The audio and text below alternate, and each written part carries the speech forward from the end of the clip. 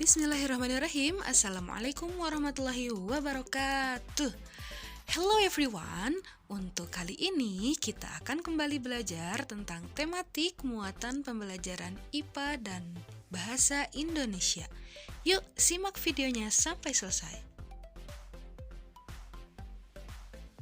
Oke anak-anak, di video sebelumnya kita sudah belajar tentang perkembangbiakan secara generatif yang melibatkan putik sebagai betina dan benang sari sebagai jantan. Yang nantinya serbuk sari jatuh di kepala putik, melakukan penyerbukan dan pembuahan.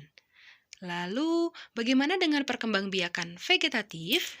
Perkembangbiakan vegetatif adalah perkembangbiakan tumbuhan yang hanya melibatkan satu induk saja.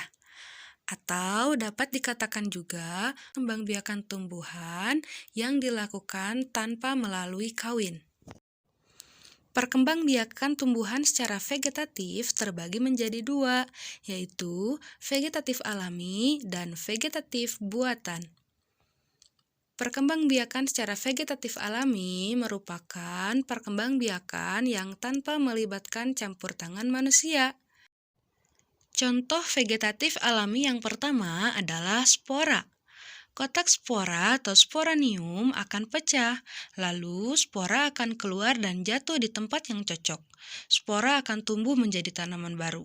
Spora fungsinya mirip dengan biji. Contoh tanaman spora adalah tanaman paku. Nah, gambarnya seperti ini. Jika kita lihat lebih dekat, maka di belakang daunnya akan terlihat sporanium. Apakah kalian pernah melihatnya? Yang kedua adalah tunas. Tunas adalah tumbuhan muda yang baru tumbuh dari bagian tubuh induk tumbuhan. Nah, betul, contohnya adalah pisang. Ini adalah gambar pisang yang mungkin sering kita jumpai. Nah, jadi jangan heran ya, tanaman pisang kalaupun tidak dirawat, dia akan tumbuh subur karena dia melakukan perkembangbiakan secara vegetatif.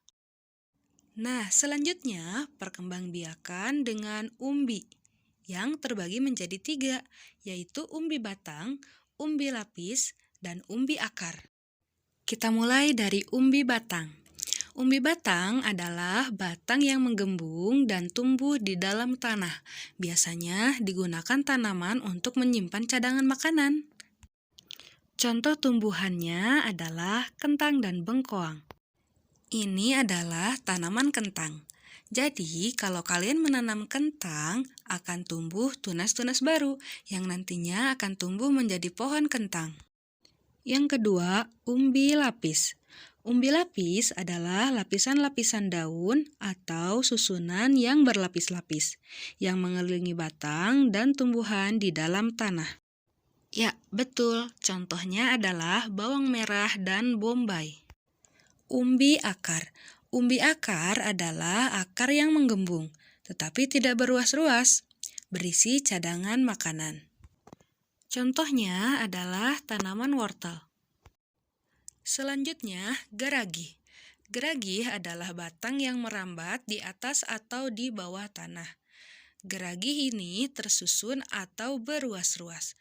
Setiap ruas yang menempel pada tanah akan membentuk akar dan tumbuh menjadi tunas baru. Contoh tumbuhan yang memiliki geragih di permukaan tanah adalah pegagan, stroberi, arbei, dan semanggi. Sedangkan geragih yang berjalar di bawah permukaan tanah terdapat pada rumput teki. Terakhir adalah akar tinggal atau rizom.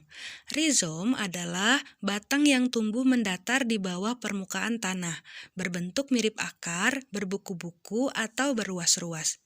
Coba kalian perhatikan jari tangan kalian. Nah, itu yang disebut dengan berruas-ruas.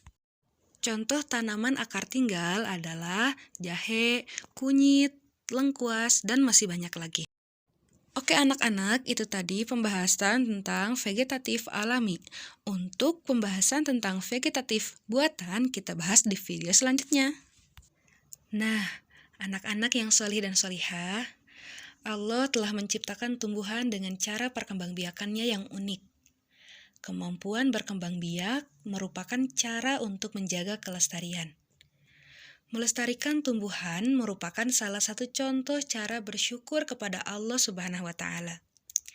Nah, sekarang coba kalian perhatikan lingkungan sekitar kalian. Tentu banyak terdapat berbagai jenis tumbuhan, kan?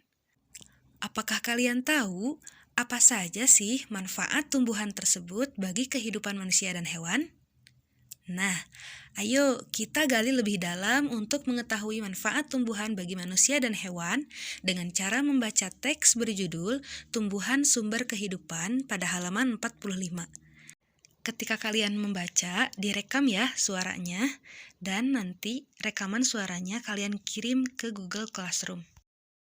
Setelah kalian selesai membaca, tuliskan pada buku tulismu ide pokok dari setiap paragraf. Selanjutnya, kalian amati gambar-gambar yang berada di halaman 42. Kemudian, kalian cari informasi dari berbagai sumber tentang perkembangbiakan pada gambar-gambar tersebut. Nah, tuliskan hasilnya dalam tabel di halaman 44. Misalnya, di kolom yang pertama, coba kalian tuliskan nama tanaman. Misalnya, tanaman wortel, cara berkembang biaknya dengan umbi akar. Nah, di kolom selanjutnya, di kolom penjelasan, coba kalian jelaskan perkembangbiakan secara umbi akar itu seperti apa sih? Dan terakhir, di kolom contoh tanaman lain, kalian tuliskan contoh tanaman lain yang berkembang biak dengan cara umbi akar. Oke anak-anak, alhamdulillahirrabbilalamin, untuk pembelajaran tematik hari ini sudah selesai. Mudah-mudahan apa yang Bu Anti sampaikan bisa dipahami dengan baik ya. Jazakumullah khair untuk soleh-soleha yang sudah menyimak video dengan baik. Dan selamat dan semangat untuk mengerjakan tugas. Wassalamualaikum warahmatullahi wabarakatuh.